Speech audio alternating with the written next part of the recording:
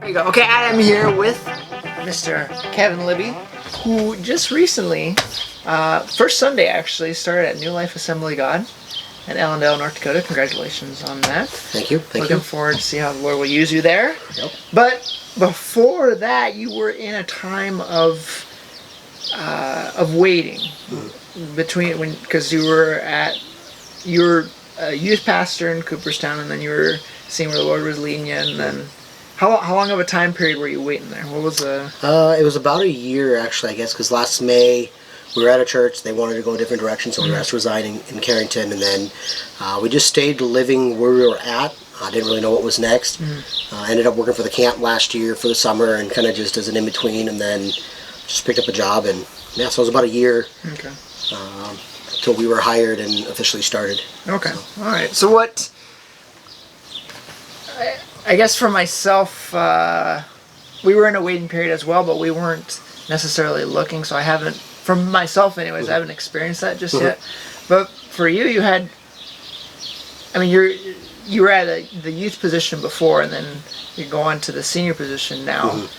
But as we were talking earlier, you were mentioning that the Lord kind of opened up two different doors for you. You want to elaborate or explain that a little bit? Yeah. So I think most times when people go looking at something, as far as what's next, it always feels like we always pray that we got to open up certain doors and close others. And we had a word given to us actually during the first few months of just the word kind of just explained, like it seemed like we were going to be given a choice.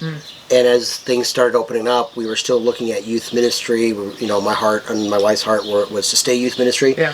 But then it also felt like God was saying, are you willing to step into senior pastoring or lead pastoring, or do you want to stay, kind of given an option? And really, as we began to look at opportunities, we really were given this like choice of like a fork in the road of going, you can stay this way or go this way. Either choice is within God's plan, and which was really weird.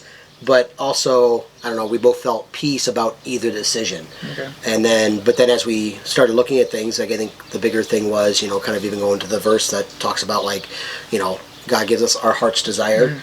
And I think sometimes we get so specific with that, where God kind of worked in me especially, and I think even my wife's heart, just like, what's your ultimate desire? Yeah. And I had to go from stay in youth ministry was my desire to we kind of narrowed down to we really love North Dakota. There wasn't the opportunities in youth ministry in rural that we were looking at at the time, and so we just really felt like God was saying you can continue to pursue this or this, and our ultimate desire was just to be obedient to whatever God was really calling us to, and so we sent our resume out. There you go. That's good. Well, so you were in that time of waiting for about a year. Was there ever a time where you were maybe discouraged or even questioning whether you're supposed to continue? I mean, quite a bit of it actually. Yeah. I think just even just with the beginning of the waiting season and some of the things that we went through,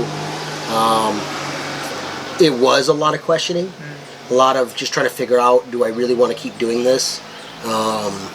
And even just there was a lot of silence. Yeah. And I think a lot of times we're uncomfortable with silence, but it was in that silence and just through some other people who began to speak things to us that we hadn't heard yet necessarily from God on, but yet the words that were coming, they sat well in our spirit, and so we really feel like God was using other people to kind of help speak into us, and then He confirmed it.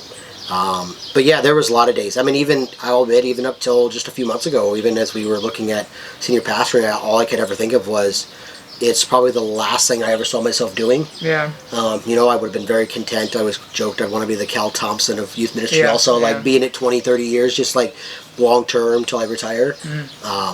But yeah, there was a lot of days just not wanting to keep going and just, So what area did you grow in the most during that time? Patience, no. I think just learning to listen. I think, a lot of times we're in the silence, we can get frustrated, but I learned to just keep listening and keep seeking, because it wasn't the response that I was looking for, it was the connection. And so I really feel like just grew stronger in prayer. My wife and I grew closer through that season. Our devotional life, just like spending time with God through prayer and through worship and through the Word, kind of grew a lot.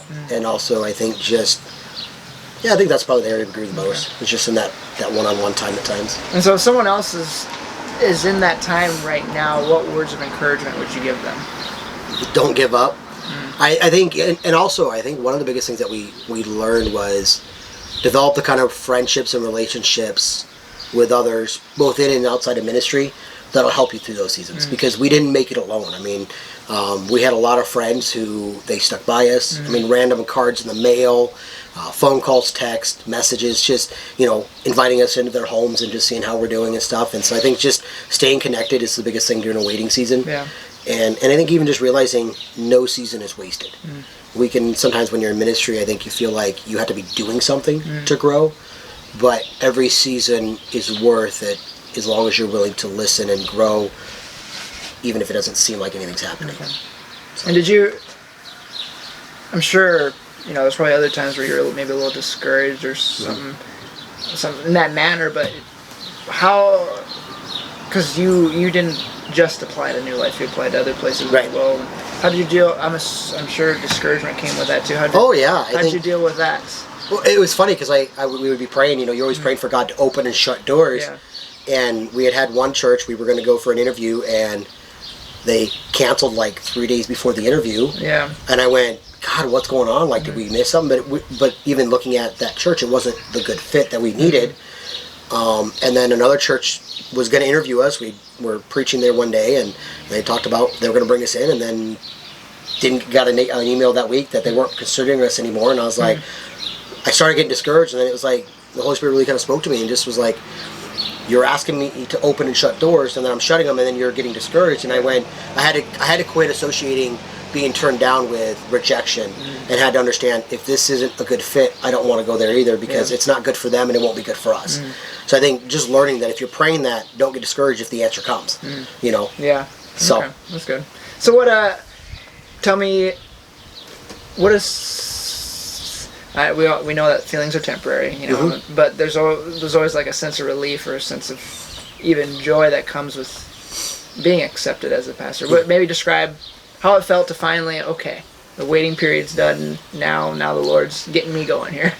Yeah, I was very excited, partly because I was having to get up at 5 a.m. to go to work. Yeah. And I didn't like the job really I was in. Yeah. No, I think there was just a sense of peace, which is really weird because, again, I never saw myself as a senior pastor.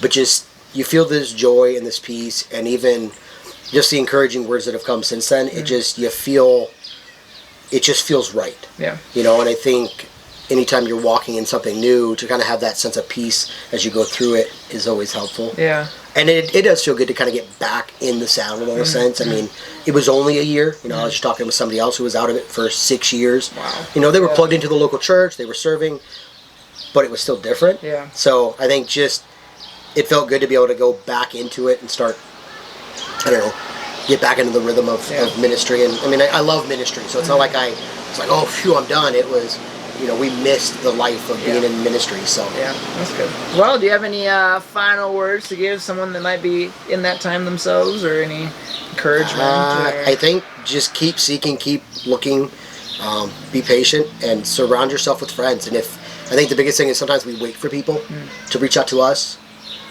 Even as an extrovert, I was waiting for people at times, and then God kind of reminded me that, like, if you want good friends, you've got to be a good friend. So reach out and stay connected, because it's so life-giving to find people who can just find life around other people. So all right, well, thanks for letting me ask you these questions, and hopefully if this is you and you're in that time where the Lord has you just in between these points of ministries, don't be discouraged. Like Kevin was saying, that He's going to open doors and He's going to shut doors, and if you trust in Him, He'll put you where you're supposed to be.